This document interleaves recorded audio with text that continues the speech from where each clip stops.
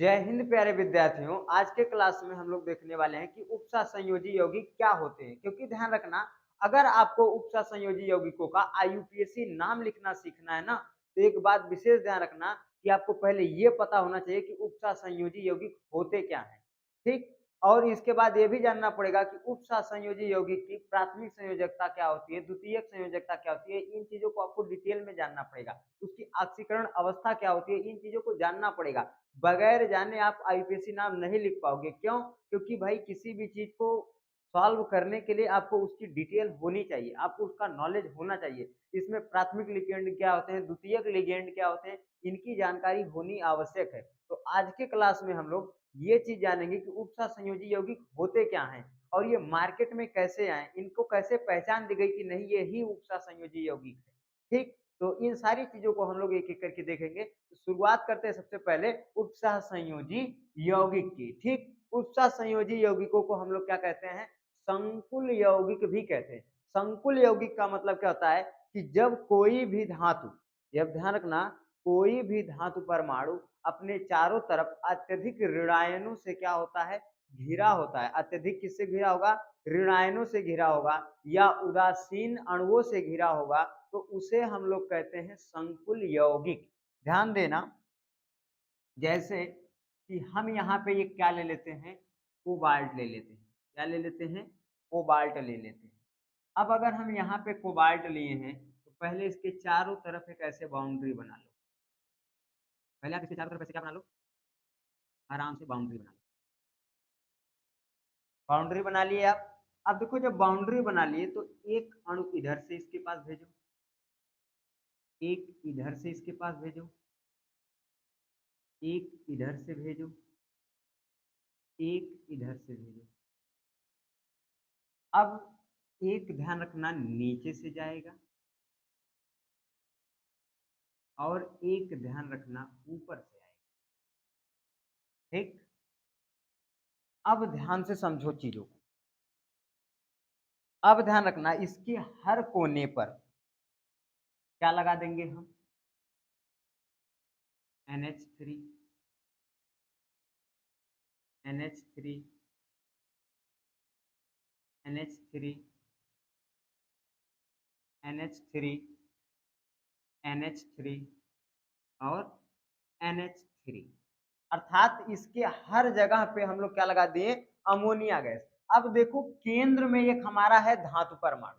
केंद्र में एक क्या रखा हुआ है हमारा, धातु परमाणु। केंद्र का मतलब क्या होता है कि कोई भी चीज किसी भी चीज के बीचों बीच रखी रहेगी तो उसे हम लोग केंद्र कहते हैं उसका। क्यों? क्योंकि आप वृत्त देखेंगे तो वृत्त के जो बीचों बीच स्थित बिंदु होता है उसे हम लोग क्या कहते हैं, केंद्र कहते हैं। तो ठीक उसी प्रकार से ये धातुओं के चारों तरफ आप देखेंगे, जो ये उदासीन अणु रखे हुए हैं, इन उदासीन अणुओं के चारों तरफ अगर आप ध्यान देंगे तो उनके बीच में ये चारों तरफ से उदासीन अणु है और इन उदासीन अणुओं के ठीक बीचों बीच कौन स्थित है, कोबाल्ट हमारा स्थित है। तो ये केंद्रीय धातु परमाणु हो गया।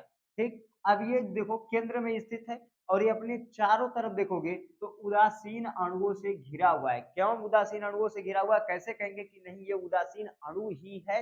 सबसे पहले हम ये चीज देख लेते हैं कि जो अमोनिया है यानी NH3 है, ये उदासीन अणु कैसे बना दी भाई।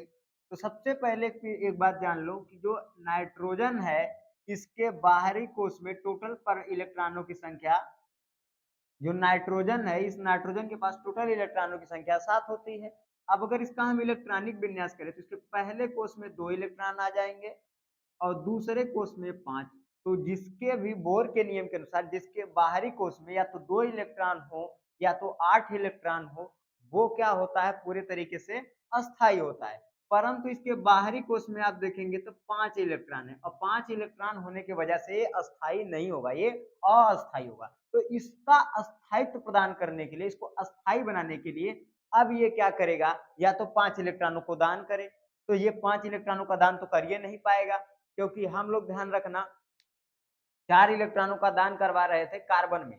हम लोग कार्बन में 4 इलेक्ट्रॉनों का दान करवा रहे थे। जब वो कार्बन में 4 इलेक्ट्रॉनों का दान नहीं कर पाया तो यहाँ पे कहाँ से कर पाएगा। तो सबसे पहले बात करते हैं आगे चल करके कि ये क्या करे, या तो 5 इलेक्ट्रॉन अपना निकाल दे तब अस्थाई हो जाए। ठीक।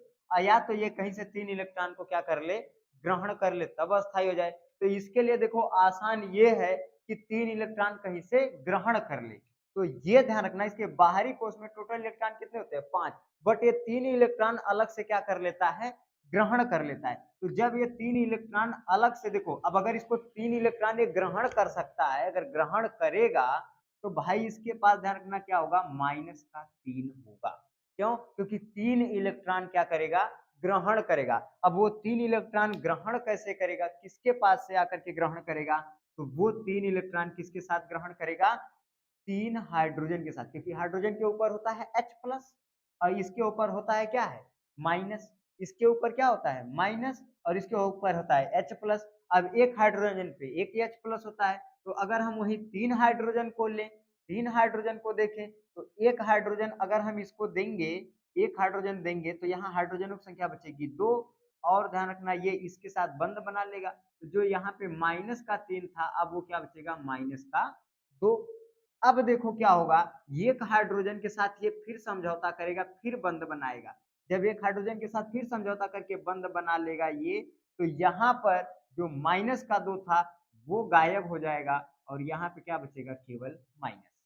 अब देखो यहाँ पे जो केवल और केवल माइनस बचा है, अब क्या होगा? ये H प्लस कंप्लीट इसके साथ फिर से एक बार इलेक्ट्रॉनों का समझौता करके बंध बनाएगा, और यहाँ से टोटली माइनस क्या हो जाएगा? गायब।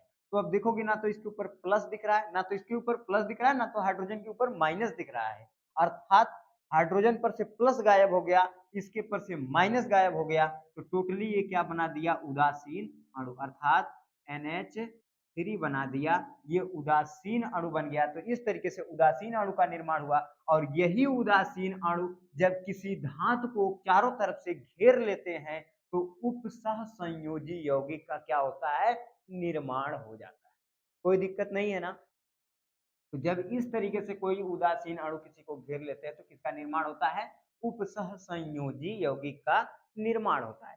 अब देखो, वो बात तो सही है कि उपसह संयोजी यौगिक का निर्माण होता है, ये बात परफेक्ट है। अब आपको पता भी चल गई, आपको इसकी जानकारी हो भी गई। बट एक चीज आप ध्यान दीजिए, एक चीज यहाँ पे आप ये ध्यान दीजिए कि एक बात आती है उपसह संयोजी बंध की। किसकी बात आती है? उपसह संयोजी बंध की। उपसह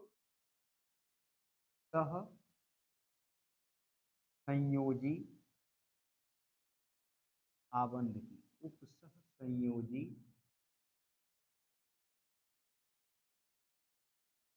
आबंध। अब देखोगे ध्यान से ना बाबू, आप लोग अगर ध्यान दोगे तो उपसह संयोजी आबंध क्या होता है? उपसह संयोजी आबंध बनता कैसे है? अगर हम इसके विषय में बात करें तो ध्यान से सुनना इस बात को, कि जब कोई भी एक तत्व किसी दूसरे तत्व के साथ इस तरह से अपने जो है जाकर के क्या करे? जुड़ जाए।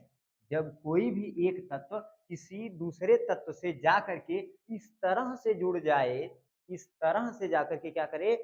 जुड़ जाए, ठीक, कि वह उससे फिर कभी ना निकल पाए, तो वहाँ पे जो बंध बनता है, जो उनके जुड़ते समय बंध बनता है, उस बंध को हम लोग क्या कहते हैं? उपसह संयोजी आबंध। जैसे ध्यान दो, यहाँ पे हाइड्रोजन इस नाइट्रोजन के साथ जिस बंध से जुड़ा है, ऐसे बंध से जुड़ा है कि अब ये दोबारा इसको छोड़कर जा नहीं सकता, इससे अलग नहीं हो सकता।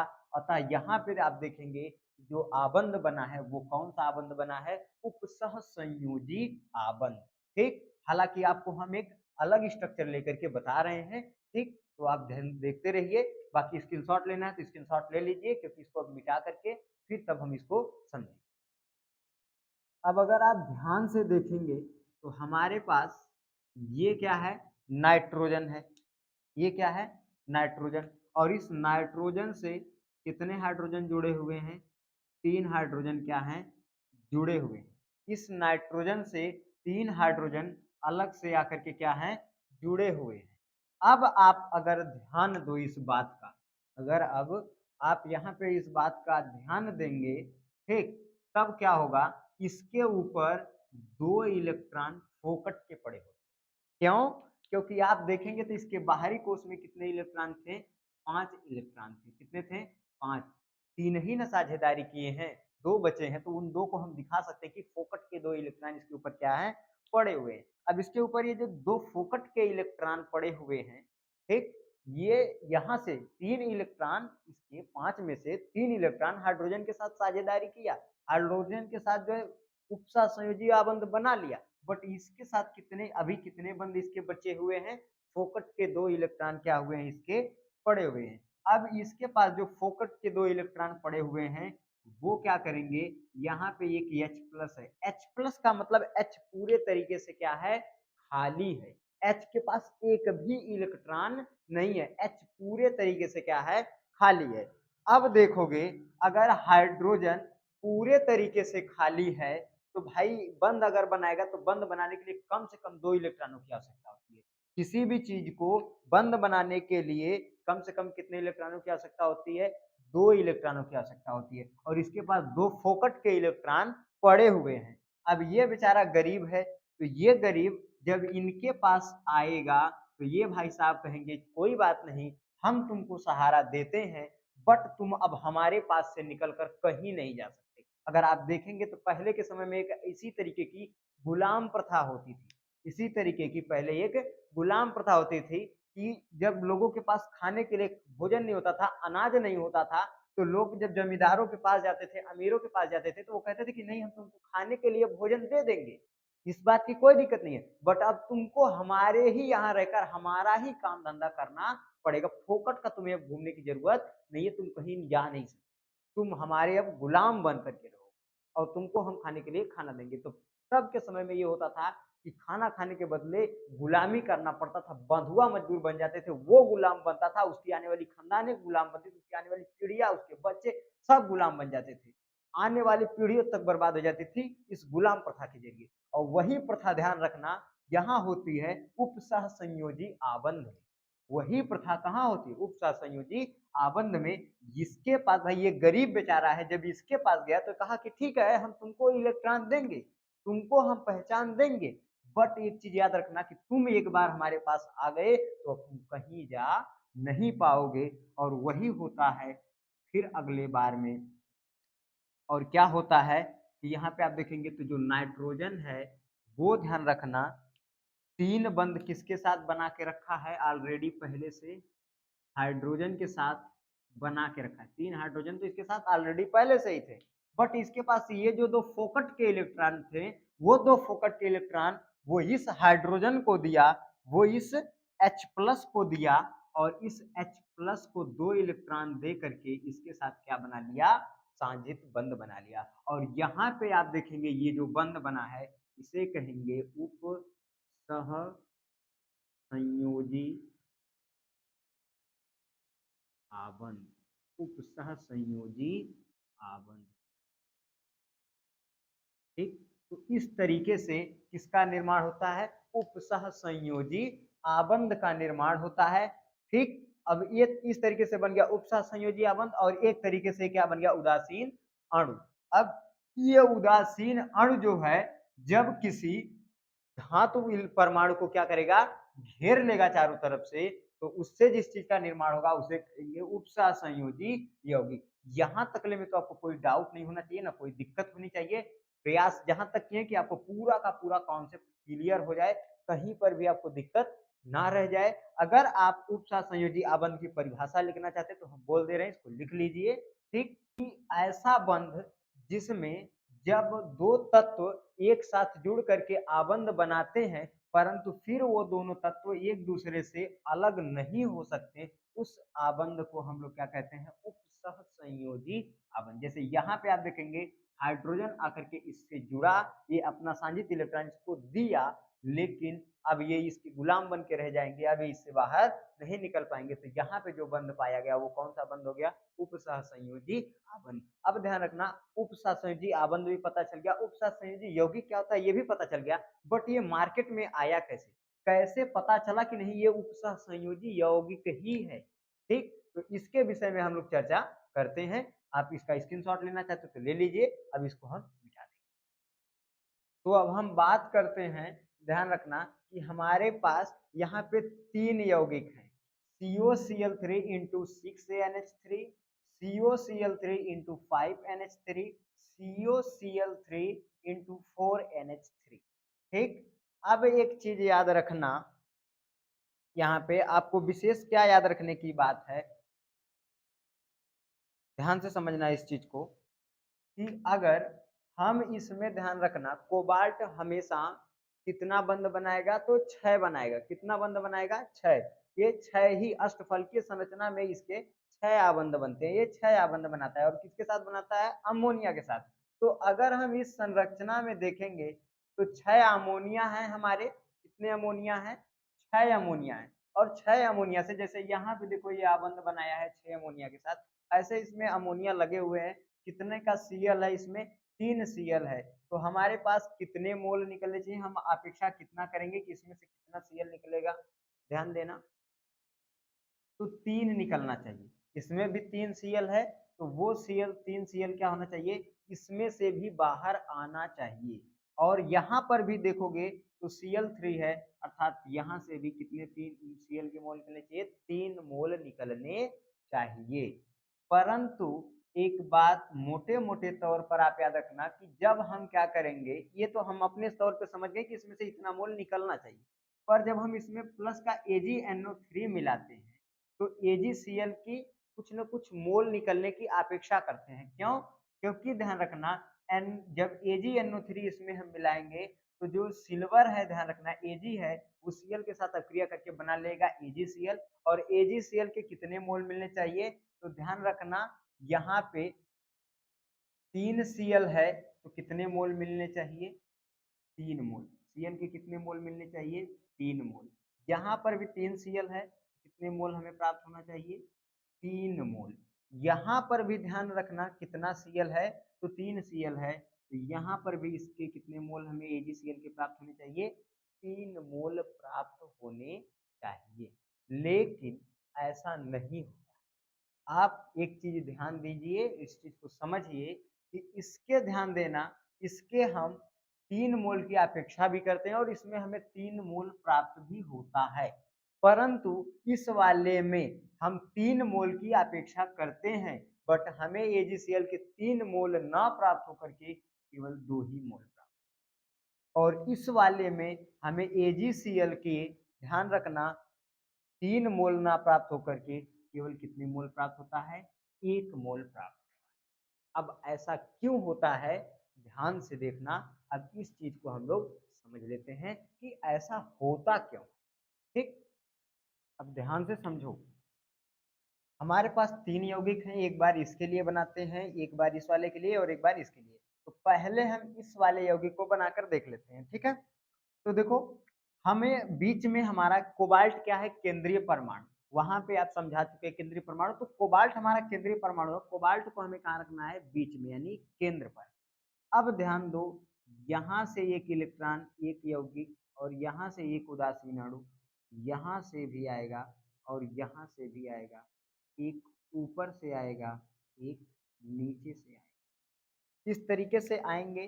तो अगर हम देखेंगे तो यहाँ पे पहले कितना अमोनिया है? 6 अमोनिया है, यानी एक NH3, 2 NH3, तीसरा NH3, चौथा NH3, पांचवा NH3, और यहाँ पे क्या आएगा? छठवां NH3। तो 6 NH3 के साथ तो ये बंध बना लिया। अब ध्यान देना, ये जब 6 NH3 के साथ बंध बना लिया, तो जब उप सहसंयोजी यौगिक है तो इसको इस तरीके से हम पहले घेर देते हैं। अब देखो, ये 6 NH3 के साथ बंध बना लिया, तो रिलीज किसको कर देगा? Cl को। भाई जब ये कंप्लीटली बंध बना लिया तो इसको Cl की आवश्यकता तो है ही नहीं, तो Cl को रखेगा नहीं। अब ध्यान देना, तो Cl की इसको आवश्यकता नहीं है, तो ये किसको रिलीज करेगा? Cl माइनस को। किसको रिलीज करेगा? Cl माइनस को। अब ध्यान देना, कितने Cl माइनस को रिलीज करेगा? तो इसके पास प्लस का 3 होता है, इसलिए ये 3 Cl को क्या कर देगा? रिलीज कर देगा। 3 Cl को यहाँ से निकाल देगा, धक्के मार के भगा देगा। अब ध्यान दो, इसलिए हम एक चीज अगर ध्यान दें तो हमें पहले वाले के कितने मोल चाहिए थे? 3 की हम इच्छा रखते थे, 3 Cl बाहर निकले और 3 के 3 मोल हमें इसके प्राप्त। ठीक, लेकिन अगर हम दूसरे वाले कंडीशंस में देखें, किस कंडीशंस में देखें? दूसरी कंडीशंस में देखें, तो यहाँ पे अगर देखोगे तो हमारा जो केंद्रीय धातु परमाणु है वो कौन है? कोबाल्ट। देखो हम Cu को रखते हैं, कोबाल्ट को रखते हैं। कोबाल्ट के लिए एक इलेक्ट्रॉन यहाँ से आएगा, एक इलेक्ट्रॉन यहाँ से आएगा, एक यहाँ से आएगा, एक यहाँ से आएगा और एक यहाँ से आएगा, एक यहाँ से आएगा। अब बात करते हैं मोटे मोटे तौर पर। तो 5 NH3 है, लिखते हैं। एक NH3, दूसरा NH3, तीसरा NH3, चौथा NH3 और ये क्या बना? पांचवा, यानी पांचवा NH3। अब आप देखेंगे तो 5 NH3, 5 तो बच बन गया। अब भाई इसको तो घेरना है ना, तभी तो उपसर्ग संयोजी यौगिक बनेगा। जब ये चारों तरफ से घिर जाएगा तो एक तो रास्ता इसका खाली है, तो कहाँ उपसर्ग संयोजी यौगिक बना? तो उपसर्ग संयोजी यौगिक बनाने के लिए अब इसको घेरना पड़ेगा। तो एक तो Cl- वाला है, इसलिए एक Cl- से इसको हम क्या कर देंगे? घेर देंगे। अब एक Cl- से इसको जब हम घेर देंगे तो अब आप ध्यान देंगे यहाँ पर, तो अब आप ध्यान देंगे जब एक Cl- से इसको हम क्या कर दिए? घेर दिए, तो कितने Cl बचे हमारे? 2 Cl बचे। और इसकी तो संयोजकता 3 होती है, पर एक Cl- से बनने की वजह से एक तो खत्म हो गई, तो अभी इसके ऊपर कितना का प्लस बचा है? इसके ऊपर बचा है प्लस का 2। और इस प्लस 2 को उदासीन करने के लिए कितना Cl- आएगा? -2 Cl-। ठीक, एक Cl पे एक माइनस तो 2 Cl पे 2 माइनस, और ये पूरी तरीके से क्या हो जाएगा? उदासीन। तो इस वजह से अगर हम इस लाइन में देखें तो हमें 3 मोल की इच्छा थी कि 3 मोल Cl प्राप्त हो, बट कितना प्राप्त हुआ? 1, 2 ही प्राप्त। हमें इस चीज की इच्छा थी कि 3 मोल AgCl प्राप्त होगा, बट कितना प्राप्त हुआ? 2। और यही रीजन था। अब अगर आप यहाँ पे देखेंगे मोटे मोटे तौर पर, तो यहाँ पे देखो कितने प्राप्त होंगे। ये हमारा हो गया केंद्रीय धातु परमाणु। अब इस केंद्रीय धातु परमाणु के लिए एक यौग जो है NH3 यहाँ से आएगा, एक यहाँ से घेरेगा, एक ऐसे, एक ऐसे, एक यहाँ से घेरेगा और एक इस तरीके से। तो इसके ऊपर अटैक करेंगे और घेरेंगे। अब अगर आप ध्यान देंगे तो इसमें कितने NH3 हैं? 4 हैं। तो एक NH3, दूसरा NH3, तीसरा NH3, ये रहा चौथा NH3। 4 NH3 हमारे इस तरीके से हो गए। अब ध्यान दो, अब मोटे मोटे तौर पर ध्यान दो, तो यहाँ पे हमारा कितना NH3 बचा है? भाई 2 NH3 और चाहिए, क्योंकि इसको चारों तरफ से घेरना है। इसका 2 मार्ग खाली है, तो 2 Cl, 3 Cl थे, 2 Cl यहाँ पे क्या हो जाएंगे? आ जाएंगे। और जब 2 Cl यहाँ पे आ जाएंगे तो इसके ऊपर ध्यान रखना, 2 Cl आ जाएंगे तो एक Cl बचेगा, और वही एक Cl क्या होगा? बाहर निकल पाएगा।